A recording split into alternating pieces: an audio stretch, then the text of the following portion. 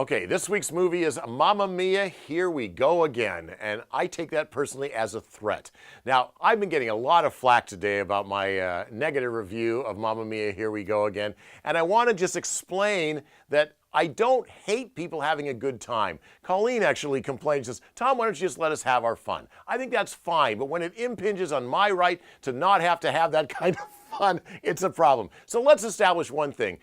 The original Mamma Mia was a terrible movie. Can we at least agree with that? No, probably not. But here's why I think it's a terrible movie.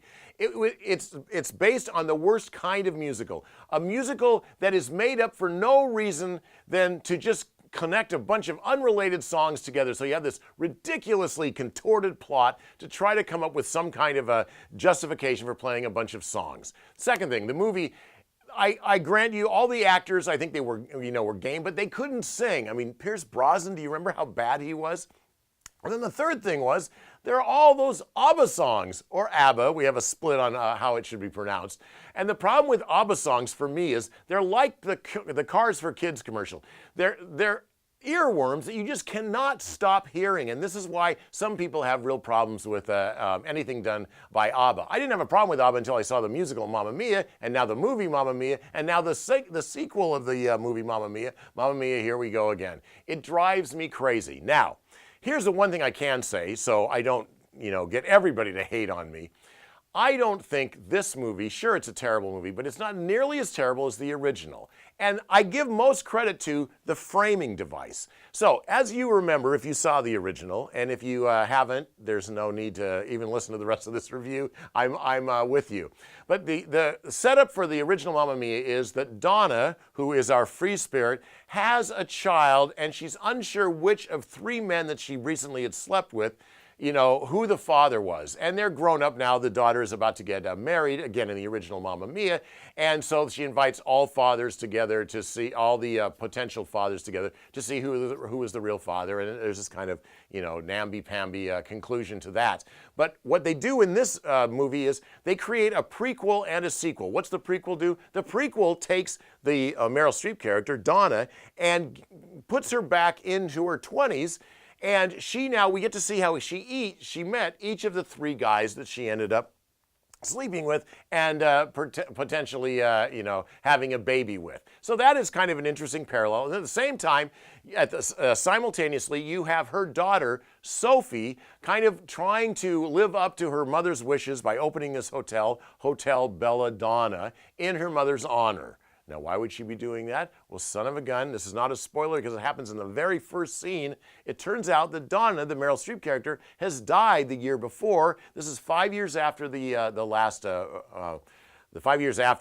movie was set. It's literally 10 years later that they're making this film. But so she has all of these kinds of parallels with her mom.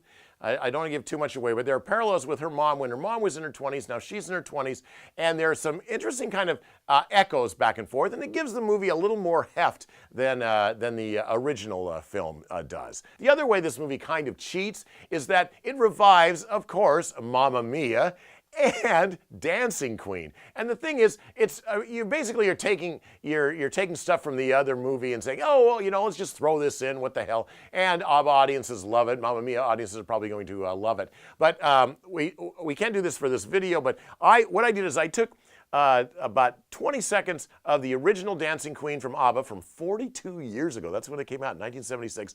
And then the version of Dancing Queen that showed up in the movie from 10 years ago. And then the Dancing Queen that shows up in the Mamma Mia, Here We Go Again. You put them all together and they sound virtually the same. And that's one of my objections to what Mamma Mia is doing here and the sequel.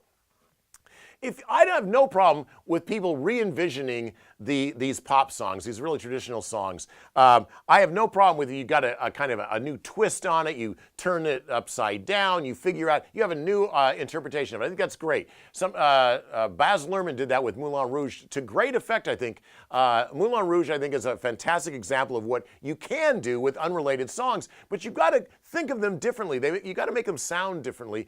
In this case, all three of these Mamma Mia songs versions all just sound the same, so what's the point? Now, I realize, as I say in my review, Mamma Mia fans or ABBA fans are going to say, we don't want it to be changed. We want it the same. And I said, that's fine. Then what you're basically embracing is earworms forever. If that's what you want, fine. I'm sure it'll be a smash hit. It's just not my cup of tea. How's that? All of my movie reviews are brought to you by Red Wind Casino. See them here first on the KIRO Radio Facebook page and find all of them at mynorthwest.com.